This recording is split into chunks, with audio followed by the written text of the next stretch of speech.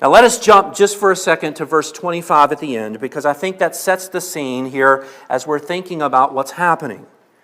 Verse 25, "But concerning the Gentiles who believe, we have written and decided that they should observe no such thing."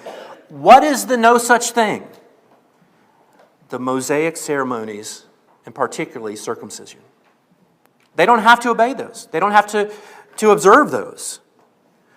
Except that they should keep themselves from things offered to idols, from blood, from things strangled, and from sexual immorality. Now, we handled those issues back in Acts 15, what we call the Jerusalem Council as they came together. And so, in a positive way, they are holding to that. They are saying, the Gentiles, what do they need to do? And what do they not need to do? Well, they absolutely need to refrain from these things, the idols and the blood, etc.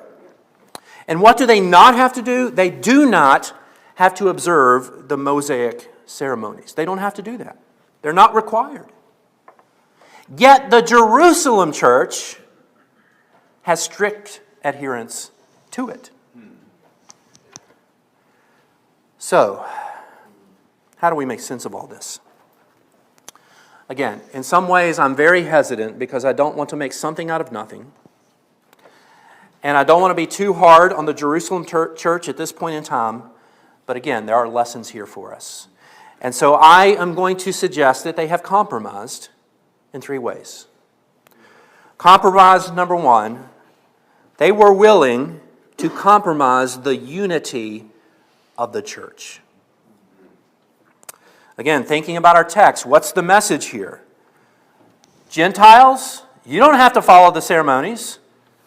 Yes, but Jewish Christians, we must follow them. Isn't that the message to Paul? That's the message to Paul. Look, Paul, help us out here. What's going on? We are following, our people are following these. It is important that we follow these. So the Jerusalem church, they were willing to dichotomize, that is, break apart the church of God into two branches. The Gentile branch, no ceremonies required. The Jewish branch, ceremonies required. Now, can you imagine from that point forward, if that had held, what we would have today? Now, unfortunately, we do, and this is a lesson for us. We often do divide ourselves as Christians, needlessly divide ourselves as Christians according to traditions, to forms, and to types of worship. That's a caution to us. Caution.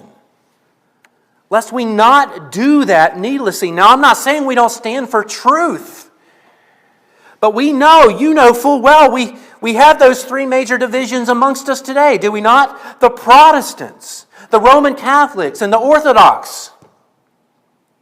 And particularly the Roman Catholics and the Orthodox are divided on practice, on ritual, on what happens in the community.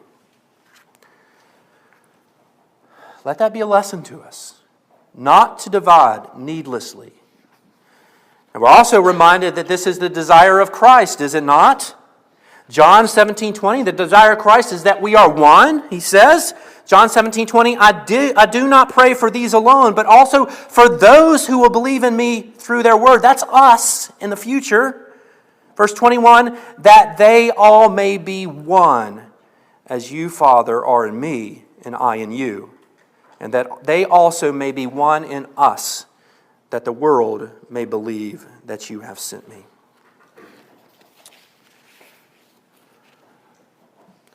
Let us take caution here as we see what's happening. I call that again compromise one. They compromise the unity of the church